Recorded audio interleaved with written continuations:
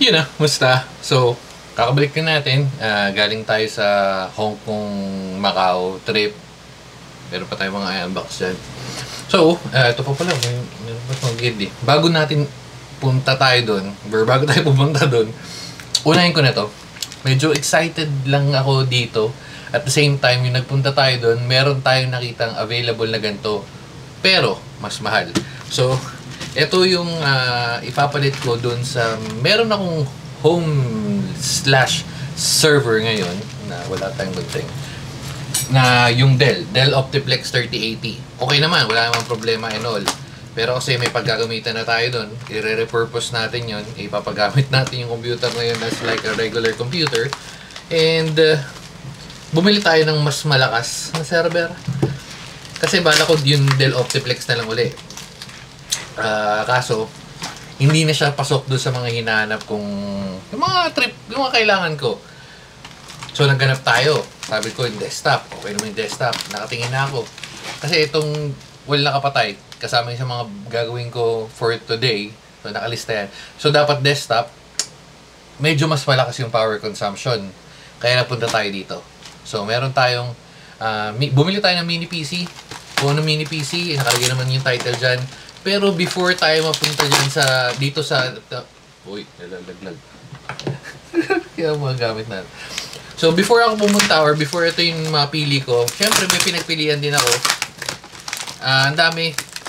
So, unang-una, tumalon dapat tayo sa Minis Forum kasi yun yung medyo sikat-sikat. Tapos GMTech, tapos kung ano-anong available. Naka-add to cart na, bibiling ko na yung Minis Forum. Tapos ito nga pumasok yung JMK Tech. Sabi ko parang overkill yung Minis Forum. Yung, ito, nandito nga yun. Separate video na lang yung testing natin ito kasi feeling ko medyo mas mahaba. Explain ko na lang din sa inyo. Feeling ko may malamang kaya ka na pa sa video na to kasi ito. Ayan o. Minis Forum, hindi yan. Saan na? Tinanggal ko na ba?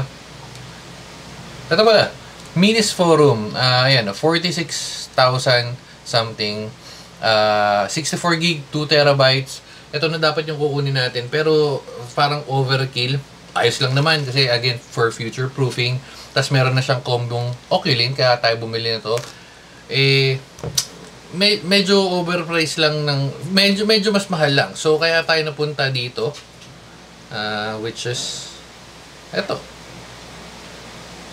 Ayan. Wait lang, baka maya. So, yan. Pumunta tayo sa K8 Plus. Before K8 Plus, meron tayo nakita M7. Kasi ang hinanap ko talaga, specifically, is yung may Oculink. Bakit? Para at least makapag-connect tayo ng dock. Nakita nyo naman. So, pinakamura ko nakita, naglalaro ng 23, 22, 23. Depende kung may voucher. Tapos, dagdag palit. Hanggang sa naka-reach ako sa point ng pinaka-swak feeling ko para sa akin. Napasok sa hinahanap ko. May Oculink 2.5 gig na port, tapos low power consumption. So ito na nga, di na tayo natin papatagal. Ito na yung Mini Plus, K8 Plus pala. Ayan, ito lang. Yan o. Again, may nakita tayong ganito sa Macau. Hong Kong pala, Hong Kong. Mas mahal siya ng onti. Onti lang naman yung difference nila. Pero doon kasi makuha mo na agad yung item. Dito medyo nagantay ako ng mga halos 2 weeks kasi shipping from China. Rekta kasi mas mura, kaya mas mura. Rekta kasi yung binibili natin from, hindi ko alam kung shop or manufacturer. Siguro kung may patungan onting-onti lang and then yung shipping nila. Ayun. Hanggang sa umabot nga tayo dito. Ito na yung in-order ko. Pero ito na yun. Nice. Okay. Napakaganda. Solid, no? Oops. Papalitan natin nga yung mini server. Ano bang nakalagay doon sa Optiplex natin? Yung Pi-hole, Nginx, nakalagay sa Proxmox yun. Tapos, ano pa ba yung nakalagay doon? Yung mga VMs, mga kung anong ay, ano to? Alam ko may video ko doon, pero feeling ko gagawa ko ng bago dahil dito. Kasi tatry ko, dahil ngayon sa Oculink, itatry ko yung pass-through video kasi mas maganda siya sa ano yung Proxmox kaysa sa hypervisor. Okay naman yung hypervisor, may isa lang akong issue, parang medyo buggy yung software nila. So, ayun. Trinay kasi natin dito, ang swabe. Ang problema ko naman, pag naka-Proxmox to, hindi ko siya magagamit for Windows. Ayun. Ano pang laman nito? Oops. Ito na pala yung specs sa likod. Saktong-sakto. GMK Tech K8 Plus, Ryzen 7 8845HS processor. Alam ko ito na may built-in graphics card. 64GB, 1TB, Wi-Fi 6 LAN, 2.5GB. Very nice. So, ano yung mga kasama sa package niya? Yan. Unang-una, meron tayong paganto. At meron tayong isa pang box. Box nga ba? Okay, box. Yung dun sa Macau, kung itatanong nyo, meron din sila, pwede ka rin mag-customize. Pero again, mas mahal siya ng onti lang naman, onti lang difference. Ang problema kasi, kung bibili pa ako nun, nakabili na ako dito, magdodoble-doble. Pero kung hindi pa ako nakabili nito, kahit bibili na ako dun, kasi onti lang naman difference, at least nakuha ko na agad yung items. So, ayan, anong kasama niya? Meron siyang backplate. Malamang ito yung if kailangan mo i-mount. Power adapter, power cable. Okay. Thumbnail na natin. Yan, babam. Papalit tayo ng HomeLab server. Okay. So, magkano kunin natin dito? 30 something lang, no? Ayun, delivered, oh. 33.7. Ito yung sinasabi ko. Kasi pag pumunta tayo dito, ayan, papakita na natin. Sige, wait. Ayan, so, pag pupunta tayo dito, unang pinili ko kasi itong R7. Itong M7. Pag naka 64GB na 1TB, 28. Onti lang dadagdag natin 28, 29, 30, 1, 2, 3. For 5,000, naka mas latest version na tayo. Kasi ito is R6 pa to o R7 6850. And then, pag tumalon tayo dito, 33 lang.